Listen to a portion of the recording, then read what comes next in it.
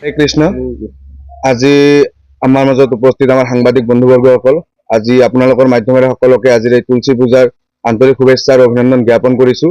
লগতে আমাৰ অহা 27 আৰু 28 ডিচেম্বৰ দুদিনীয়া কাৰ্যসূচীৰে বিজনী কুকলুং ৰোড শ্ৰী শ্ৰী গোপাল সেৱা আশ্ৰমৰ উদ্যোগত এক দুদিন ব্যাপী ভাগৱত পাঠ আৰু এক সনাতনী ধৰ্মৰ বিস্তাৰৰ কাৰণে এক কাৰ্যসূচী হাতত লোৱা হৈছে। আৰু আমাৰ ইয়াতে আমাৰ যিবোৰ কাৰ্যসূচী আছে, পোনপ্ৰথমতে আমাৰ 11 পুহ 1432 বাংলা 27/12/2025 শনিবাৰ আবেলি 2 বজাত নগৰ সংকীৰ্তন, সন্ধ্যা 6 বজাত সন্ধ্যা আৰতি আৰু তুলসী আৰতি, ৰাতি 7 বজাত অধিবাস কীৰ্তন, ৰাতি 8 বজাত ভাগৱত পাঠ।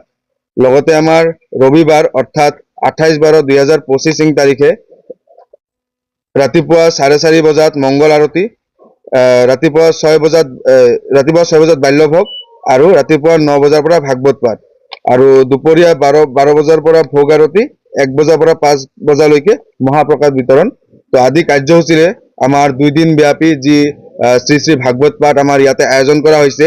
চাৰিদিশতে আজি চাবলৈ গ'লে আমাৰ সনাতনী সভ্যতাৰ ওপৰত যেনেদৰে এটা ভাবুকিৰ সৃষ্টি হৈছে, তো আমাৰ এই সনাতনী একতা দেখুৱাৰ কাৰণে, আমাৰ সনাতনী একতা এই আমাৰ যিবিলাক আমাৰ বিৰোধী আছে, বিৰোধীসকলক দেখুৱাৰ কাৰণে আমাৰ এই শ্ৰী ভাগৱত পাঠৰ আমি ইয়াতে আয়োজন কৰিছোঁ।